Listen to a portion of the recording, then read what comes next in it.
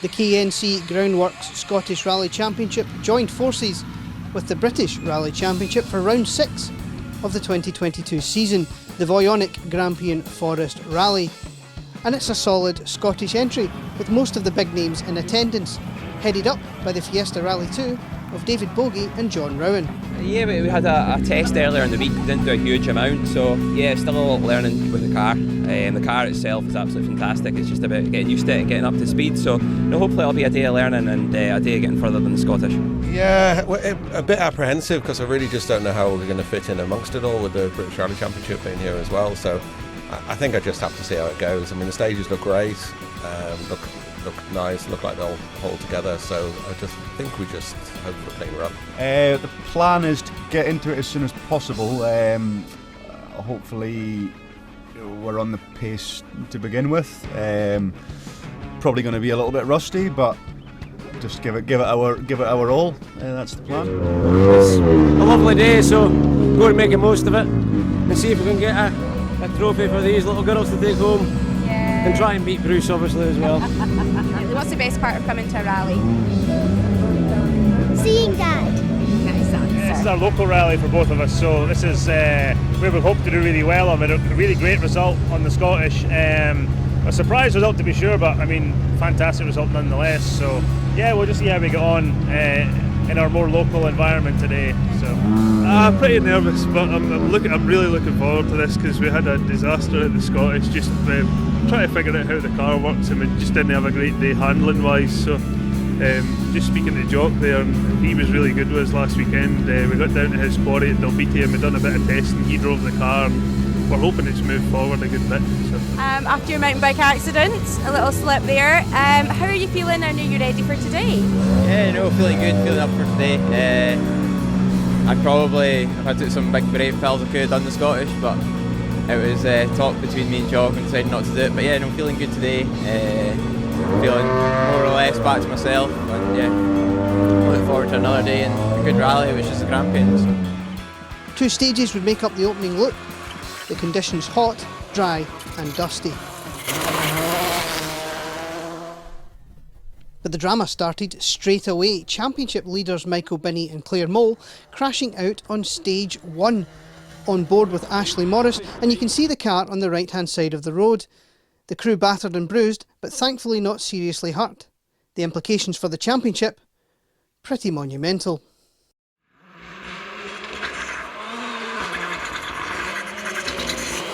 It was Bogie and Rowan who would take the early lead. Despite not being 100% happy, the new Rally 2 headed into service with an 8-second lead, and plans to make some changes.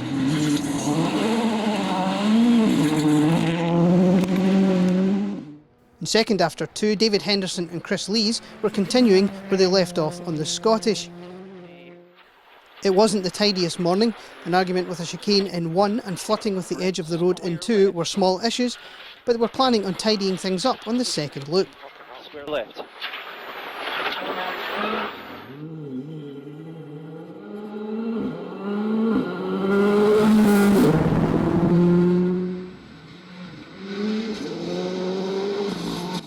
Just 2 seconds behind the Fiesta, John Wink and Neil Shanks had started very strongly in the I-20 after some tyre choice advice from the boss, Ken Wood. The Hyundai crew repaying the team for their hard work sorting the car after the Scottish and showing they're a force to be reckoned with on John's home stages.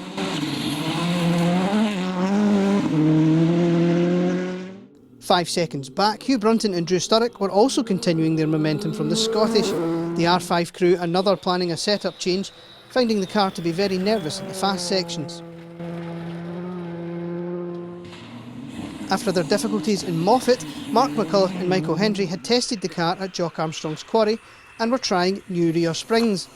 Despite feeling they were on the wrong tyre, the Proton was just 1 second behind the Fiesta at first service.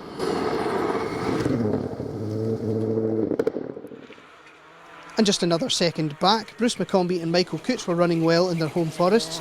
The Focus crew finding the dust to be a bit of an issue in the first 2 stages, but they were happy with their good start. Also struggling in the dust, Jock Armstrong and Cammy Fair had made a steady start by their standards, finding things hadn't fully clicked on the opening loop. The Impreza just 3 seconds ahead of Albon challenge leaders Willie Patterson and Tom Hind. The Evo crew making their best start of the season over the opening loop. Willie reckoning there was more to come, especially in the fast sections.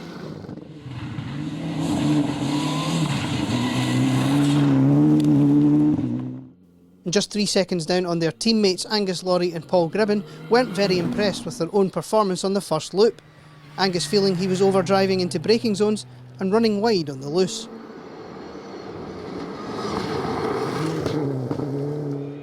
Scott Beattie and Peredur Davis had spent the morning reacclimatising to the gravel after a long break. The white Evo just 1 second up on Bob Adamson and Jamie Edwards after 2 stages.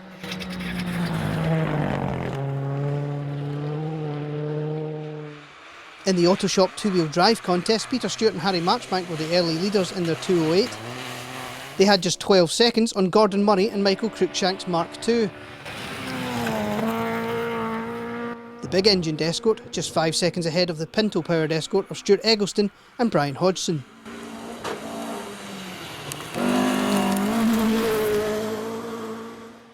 Joining Michael Binney on the retirements list, championship sponsor Kevin Crawford retired with collapsed front suspension. John Rintoul and Ross Hind would roll their Fiesta in stage 2, thankfully without injury. Scott McCombie and Murray Strachan were debuting a new Evo for their home event, but unfortunately they were forced out when a subframe bolt fell out mid-stage. Yeah, difficult. I think it's the same for everybody. Stages are very loose and very slippy, so we just struggle to get a good feel for the car. So we're going to make some changes now. We're going to change on to another tyre and make some suspension settings, and hopefully that'll improve the rest of the day. It's been okay. It was much looser than I expected it to be, so that didn't get a lot of confidence to start with, and the notes were a bit tighter than I expected them to be, so it took a bit of getting into the flow of that. I think we did on the second one of the second stage, so I had a couple of little moments, lost a little bit of time, hit a bail on the first. Look, I can give you all the excuses in the world, but the time on the first stage definitely me, and then I look at the times on the second stage and think, yeah, okay, I should, if I can keep that up, be in the ballpark. Well, we came out of stage 1 and we obviously came past Michael's what looked like a reasonably big accident, so after the accident in the Scottish it just sort of unsettled me a bit again, so it took us a wee while to get into the groove. So when I came out of stage 1 I was thinking, it wasn't very good, but time says otherwise, so I'm happy. Yeah, we've had a good morning. We went pretty well in the first stage. I came out of it, a wee bit of dust at the start, but came out of it and thought, we're doing okay, felt good. Second stage, we got caught in a little bit of dust, but to be honest, I bottled out of a few flash bits, and I just thought, no, I'm not ready for this. It's alright, yeah, car's going really well, notes are good, everything seems to be going well. Car, I mean, it's handling perfect. So there's a few points we probably were a bit, slow, but no, it seems to be good. Hey, sun's still out. It's a bit dusty in here. Need to keep blowing my nose a bit every stage, but no, it's fine. Really good fun.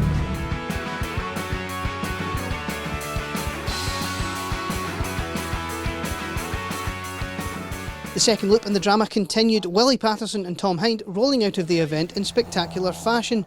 Both were taken for checks at hospital and thankfully are both on the mend and planning to be out for the next round.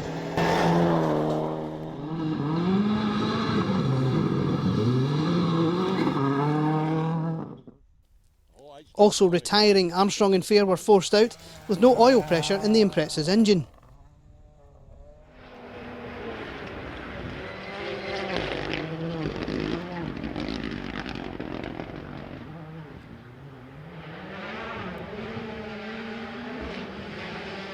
And this loop belonged to Bogie and Rowan, a change of tyre compound and pattern suiting the stages much better, and they were fastest SRC in both 3 and 4. The lead, now 21 seconds.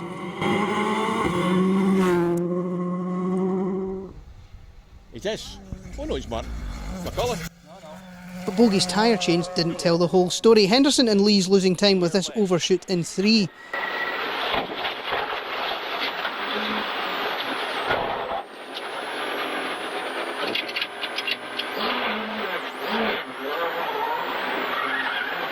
Sorry about that. No worries, let's keep going. 270 out of this. But the big time loss was when they caught another competitor limping along with a problem in stage 4. Brunton and Sturrock moved into third over this loop, a change of rear spring settings vastly improving the car from the first loop. The Fiesta now 9 seconds ahead of Wink and Shanks. The Hyundai crew visited the same straight-on junction that Henderson and Lees did, but the big issue was the soft tyres going off in the heat. A plan was afoot to switch to mediums for the final loop. And 2 seconds further back, McCulloch and Hendry survived a big moment at the bridge in Fetteresso, performing a Tony Hawk-style grind along the bridge parapet. Mark reckoning the bales that the organisers placed at the bridge saved them from falling into the river.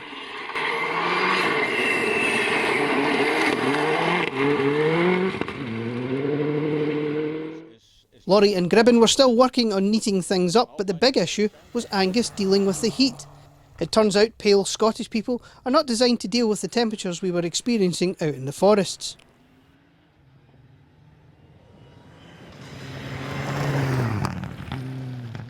McCombie and Coots were in the unique position of being just 2 seconds behind the Evo, but out of the rally, the Focus losing hydraulic pressure and therefore gears, and they were out of their home event. And there's a feeling that Bruce's patience with the Focus might be wearing thin.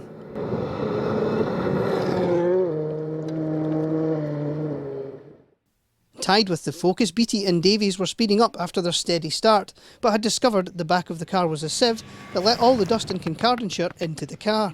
Scott going on a taping session in service in a bid to seal some of the holes. Bob Adamson and Jamie Edwards had spent the morning trying new car settings and were happy with the results on the second loop.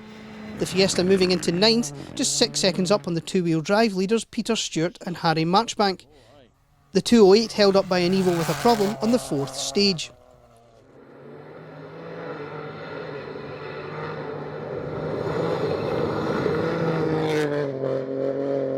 Yeah, 3 and 4 actually went better than our first two. We're starting to get a wee bit more comfortable with the car. We can go faster, but we're settling in. We're taking it nice and handy. Our 3 was all right, but I got a bit of hanging dust from the car in front, and I was waiting to see the junction, and sometimes just appear too late. So I finished it going straight on down like a fire break. Had to reverse back out and go again. And I had that moment, and I had a couple of other things a bit like that, so I was really disappointed, to be honest, because that's where the 10 seconds went, and now I've got a little bit too big a gap to close down in just a couple of stages, so I think I'll just consolidate that. We're quite lucky to be here, to be fair. There's a bridge right near the end of stage 3 that we came round and hit the bale, and that actually stopped us from going straight down into the river, and we run right along the bridge parapet. So lost a few seconds towards the end of the stage there, and we've knocked the tracking out, unfortunately, which we had to do the 4th stage with. But the car's not too bad, so we'll try and sort that here and get going again for the last 2. Yeah, it's fine. Nice and tidy. Struggle with the heat. I cannot handle the heat at all, like, serious. So yeah, I think we've got a long service now. It's going to be a bit difficult trying to get motivation. It's just fitness, isn't it? So.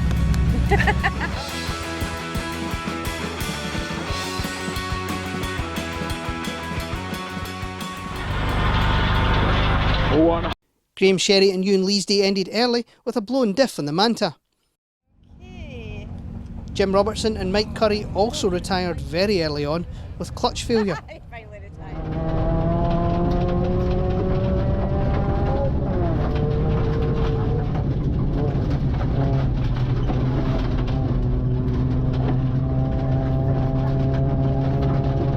Greg Grant and Emma Cooper were forced out with a seized wheel bearing at first service. Justin Gunning and Stephen Clark were delayed in stage 2 when a rock punched a hole in a wheel rim. Pushing hard to catch up time, they slipped off the road in stage 4. This will be Justin. Right. Keep it. He is not hanging around, is he? Martin Erskine and Kieran Hislop were running strongly in the 206 until the engine blew in stage 4.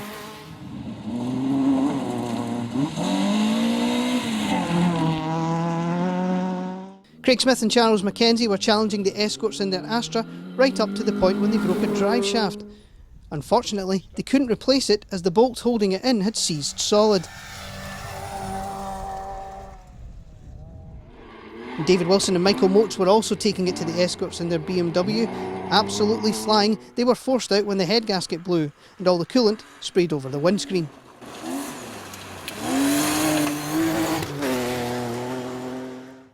Chris Colley and Ricky Finlayson's day started poorly with no intercom in stage 1. After that, they stopped to help at Patterson and Hines off before retiring with electrical issues.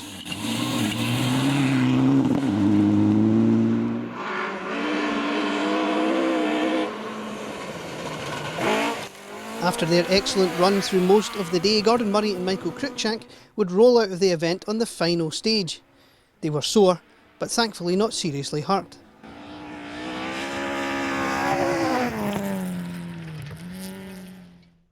Remember the bail that saved McCulloch's Proton? Sadly, it ended up in the river, and that meant ladies' points leader Aileen Forrest wasn't so fortunate on the second run of Fetteresso.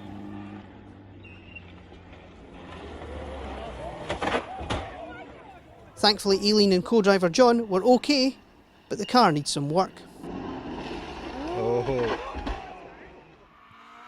Ashley Morris and Martin Haggett had started well, feeling SS1 was the most grip they'd ever had on gravel. Then this happened in stage 2. Yeah, long 2 rights, tightens 4 rights. Oh God. We punch it, haven't we? I think so, yeah. We got only not enough. 4 right, 7 right, 50.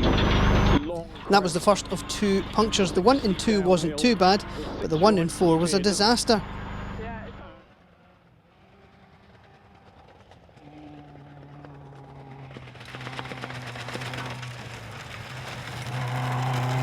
They survived to finish 40th in the SRC. David McLeod's day started with 2 of the 3 bolts holding the gearbox in place coming out on the first loop. The Sunbeam then turned a set of new hard rear tyres into slicks in just 2 stages, despite only having 100 horsepower. 39th SRC was the reward for a tough day.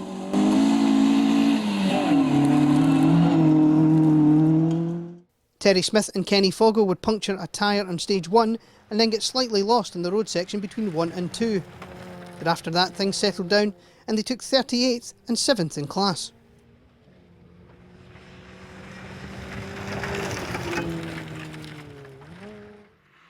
Jimmy Jack and John Shepherd were making their first start in the ex-Martin Crombie Sunbeam. There were some small gearbox issues in the morning and they caught another car limping in stage 5. Nonetheless, they enjoyed their first run in the new car.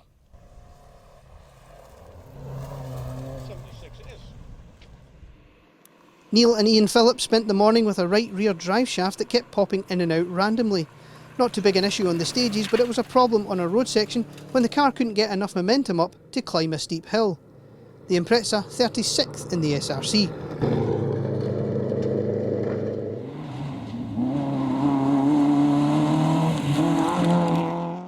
Despite making sure all the windows were fully sealed before the event, Chris Bailey and Brian Fogel quickly discovered that a 205 isn't the best equipped for keeping the dust out. Both driver and co-driver coated in a fairly impressive layer of dust by the end of the day. But despite this, they really enjoyed themselves, the 205 taking 53rd overall and the C2 win.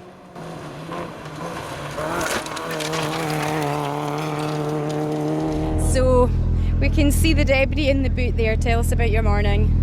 Yeah, stage 1 was good, we had a good push on in there, and then stage 2, about 4 corners in, we picked up a puncture, so we carried on for a wee bit, but no, we had to stop and change it. It was too fear that we broke a big brake line or did any more damage. So.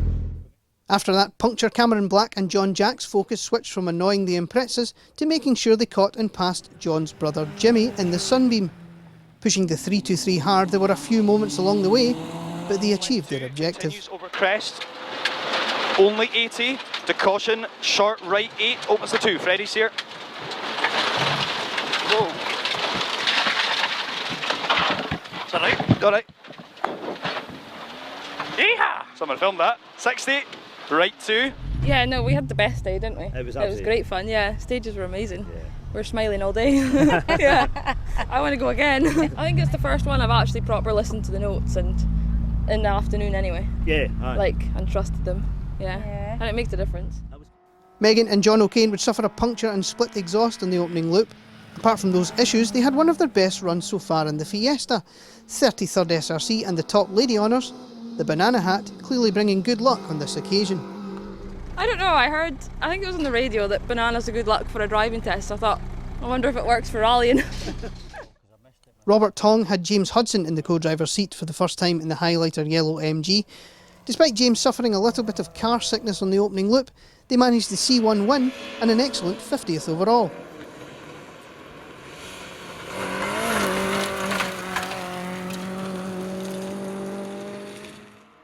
With Graham Sherry and Craig Smith retiring early on, it was left to the cadet of John Brownie and Daniel Christie to uphold C3 honours. The Opel finishing 49th overall in John's home event after a clean and tidy run.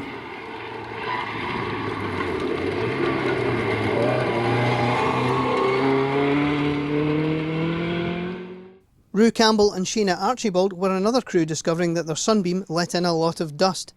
It was a hard day, a puncture in Durris and broken rear suspension arm delayed things, but they were still happy at the end of the event.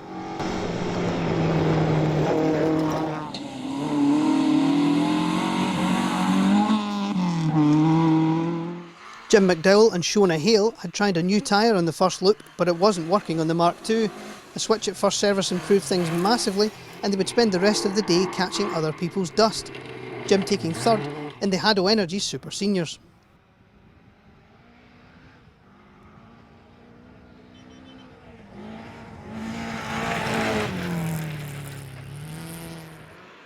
Ian Urquhart and Michael Mackenzie would power the ex-Kevin Crawford Evo to 28th SRC and 44th overall.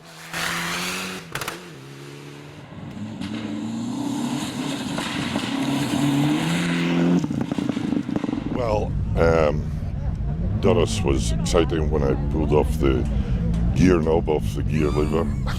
I was a bit too quick with the gear change, but so it was quite interesting on the hand, the stop of the thing, but second stage was good. Don't know the times, don't care, go as fast as I dare.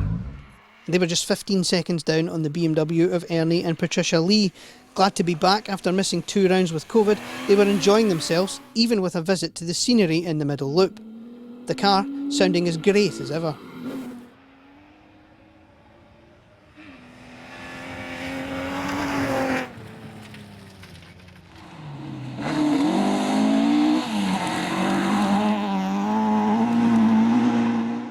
Former two-wheel drive champions Dougal Brown and Lewis Rochford started well, battling with the top escorts on the opening loop. Then a puncture and power steering failure spoiled the job. They made it to the finish in 40th overall. After a puncture-filled Scottish, Donald Brooker and Tony Booth enjoyed a far better day out on the Grampian. The legacy driver looking the best he has out on the stages all year in the big Subaru. Listen to this, listen to it. Look at it. Beautiful.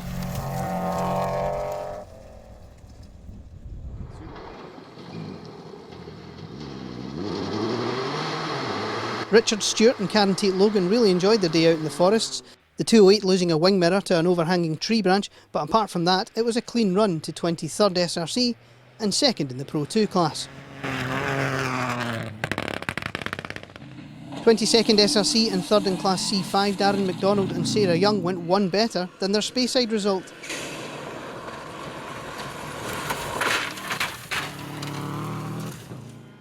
The Impreza only 7 seconds behind Scott Peacock and Craig Wallace.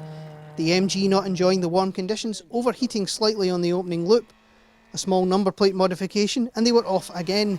21st SRC was a solid result, despite a visit to a bush during an ambitious cut.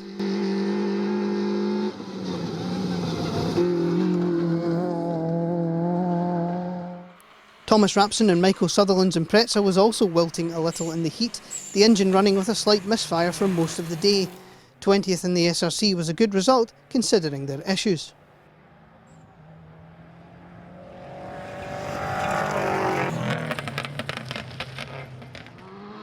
Nineteenth and top Moats Offshore Junior Robert Proudlock and Stephen Brown enjoyed their day out in the Adam.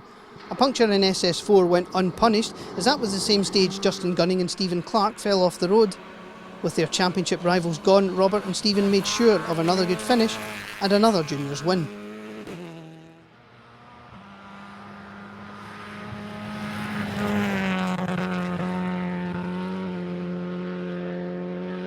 Yeah, it's been eventful from the start, to be honest. We've grew on confidence all day. We had a puncture on, was it 3? 4, sorry, we had a puncture, so from that point on it's just been, and also Justin went off in the same stage, so it's just been chill out since that point, get to the end, focus on the points, and here we are, so buzzing to say the least. Well, Stephen was spot on the notes as always, of course. The car was behaved again, it's a bonus. Aye, just a good day, thoroughly enjoyed it. Oren McDonald and Johan Anderson enjoyed an interesting day. A brief off on the first loop removed the bumper, but the big issue was the brake linkage coming apart on the second loop. Once that was sorted, they would launch a late charge to try and catch Subaru Cup leaders Mike Moats and Gary McDonald. They couldn't quite make it, but were compensated with the M6 win. He's left a bumper somewhere. Paddy Monroe and David O'Brien suffered a puncture on the opening loop. They then caught Dougal Brown limping with no power steering in the second loop and had to stop twice in the dust. The rest of the day the little cross-flow engine was flat out on its way to second in M4.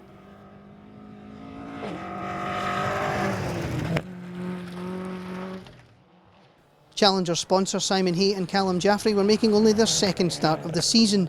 The Evo 6 running solidly in the first loop, but was delayed with issues on the second. They finished just behind good pals Mike Moats and Gary McDonald. Delighted to have a clean run on their home event, they described it as if Carlsberg did rally weekends. The Impreza crew finishing 28th overall and also taking the top spot in the 5-star vehicle deliveries Subaru Cup.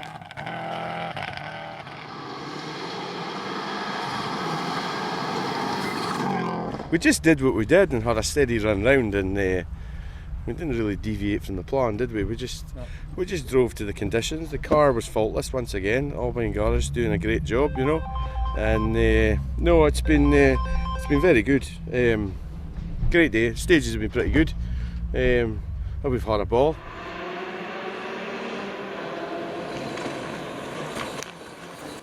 After major gearbox work during the week, the Irvins were happy to reach the start.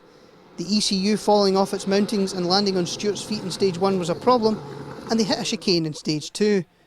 They then suffered a puncture and intercom problems on the next 2 stages. 15th in the SRC at the finish was their reward. Keith and Mary Riddick would take the M2 win by over a minute at the finish. The MG driver a bit distracted by some strange noises from the car's suspension early on, despite the car driving okay. The car sounding absolutely glorious out in the woods, on its way to 25th overall and 14th in the SRC.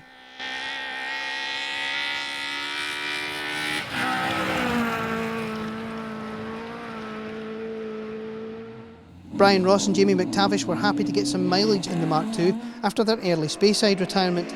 The car running solidly all day, and they were awarded with 13th SRC and 5th two-wheel drive.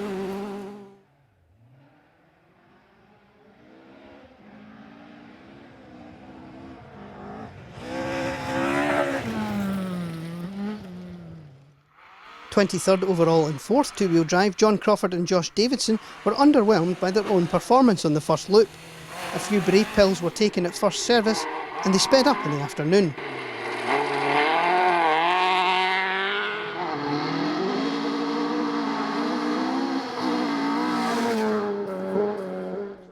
Third two-wheel drive, Steve Bannister and Callum Atkinson had found the Escort to be a handful on the looser sections of the stages. The famous white and red Mark II taking both the H2 class win and top points in the Haddo Energy Super Seniors after Gordon Murray and Michael Cruikshank crashed out.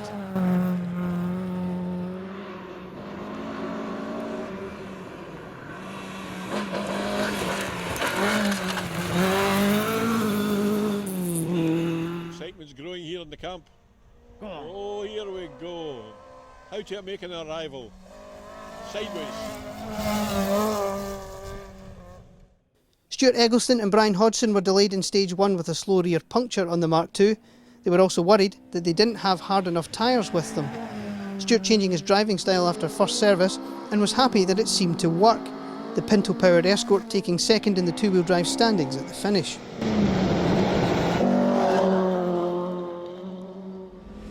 Aye, it's been not a bad day. Obviously, in terms of overall times, we've had our work cut out with the VRC boys. They're just a step ahead again, really. But we can't really complain for the lack of seat time. Like last time we were in the car, it was just Scottish, no test in between, and no, but it's been good. So stage is good. So yep, enjoyable. Some good competition with Stuart Eggleston and Steve Bannister. Yeah, it's good having them there, and that's what I'm saying, it's the banter between the stages, and you have a bit of crack, and I knew it would be difficult today, and yeah, I mean, we beat them, which I'm happy about. That was the aim, come here and do that, so I'm happy. I don't know where we are standing overall now, like after this weekend, but we'll see.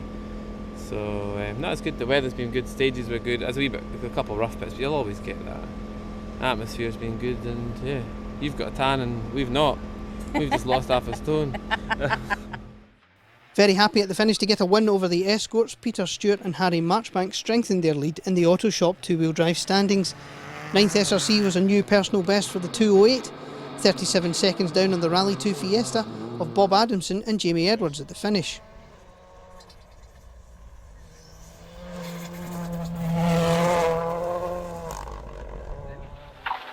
And along 3 right, 40, 2 left past junction. 40, 4 right in, 40. Beattie and Davies mounted a final loop charge, ending up just 2 seconds behind Albon Gary's Challengers winners Angus Laurie and Paul Gribben. The Evo crew relieved to see the finish after a hot and dusty day. This result puts Angus in a strong position to take the Challengers title next time out. Delighted, yep, can't complain with that. Absolutely exhausted, so the last couple of stages were challenging. If there was another one, I don't think we'd be there, but yeah, we're here now, so happy, very happy. McCulloch and Hendry took their best result on the gravel so far with the Proton. 5th in the SRC was a solid result, setting them up nicely for Mark's home event next time out.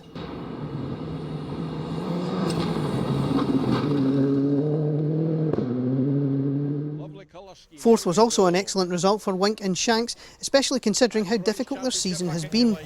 John slightly disappointed at not getting a podium on his home event, but will be gunning for it again on the Galloway Hills, an event John has podiumed on in the past.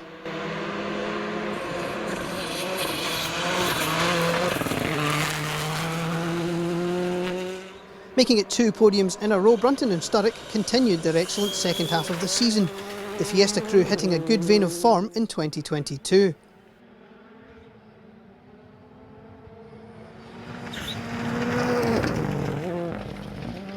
Yeah, it's been a good day. Just got Davey Coots got the car up on Tuesday, so it's been a bit of a mad rush to get it ready, but no, it's all come together. It's been good.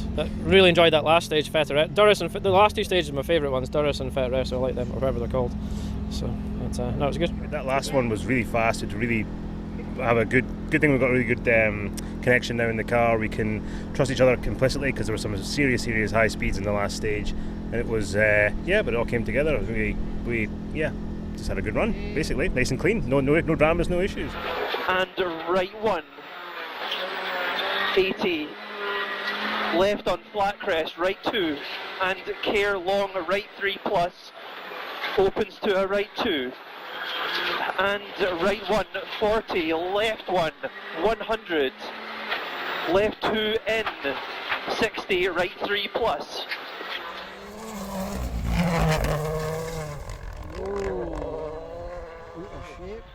Henderson and Lees also backed up their Scottish podium with their second place of the year. The Rally 2 team staking their claim as championship podium contenders in 2022. And left 3 in, 40, late right 4. I've absolutely loved it. It's a nice part of the world. The stages were good, fast, car was good.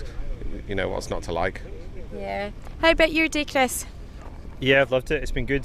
Challenging out there with the dust at times, and the pace has been just frenetic up the top of the field. But yeah, I'm over the moon with the result. I think we deserve it, and the pace is getting better and better from the car in every rally we do. So pleased to see what we can do in the next one.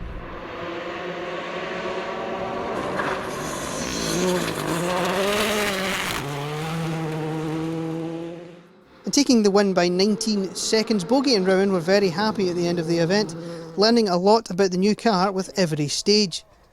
This result leaves David with a chance of wrapping up the title with a win in his home forests next time out, on the Armstrong Galloway Hills.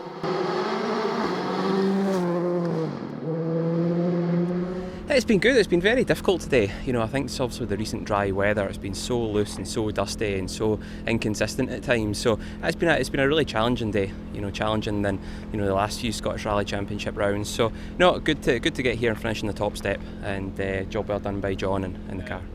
Yeah, we struggled a wee bit at times, but I suppose we're getting used to the new car, and first time. Well, I've been here, and David's been 4 or 5 years since we were here, really. And but to come away with the Scottish Championship win, we're more than delighted.